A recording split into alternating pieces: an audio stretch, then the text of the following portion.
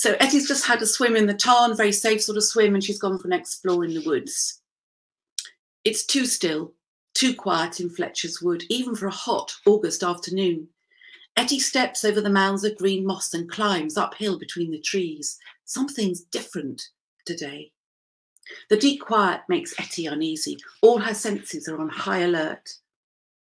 A buzzard overhead might scare the songbirds into silence, but there's no sign of the buzzard now. Even the rooks are silent. She shivers. What is it? What's been here in Fletcher's Wood just moments before her? She carries on up the hill. Something's moving ahead of her through the shady woods. The shadowy shape slips between the silver birch trees, pauses, moves on again. A deer? It makes the faintest, softest sounds as it treads delicately on the fallen leaves and damp earth. A twig cracks, leaves rustle as the deer pushes through the undergrowth. Ettie steps silently behind, following the deer.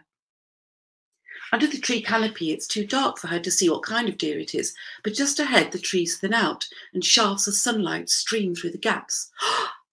Ettie stops, dead still. It's not a deer. Her heart beats faster.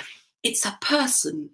She's never seen anyone in these woods, never seen anyone anywhere in all her wanderings, all the years she's lived at Highfell House. Grandma and Ettie are the only people living in the fells for miles around. Grandma's words of warning flash into her head. You don't know what you might find deep in the forest.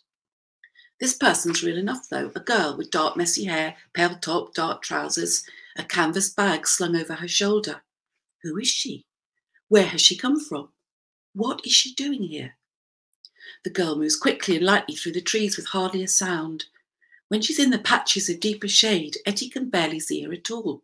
Is she there? For a second, Ettie doubts herself. She half expects the girl to transform into a deer again, like in one of Grandma's stories.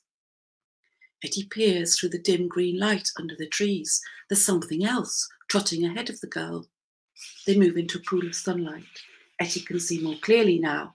It's an animal with russet fur and a bushy tail. A fox. The girl is walking with a fox. Imagine that. Ettie follows from a safe distance, keeping herself hidden among the trees. She stops when the girl stops, but the girl never once looks back. Ettie follows on. The girl speeds up. Ettie loses sight of her.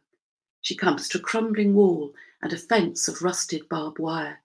This is deeper into the woods than she's ever come before. She's not supposed to go beyond the old boundary wall. Ettie hesitates.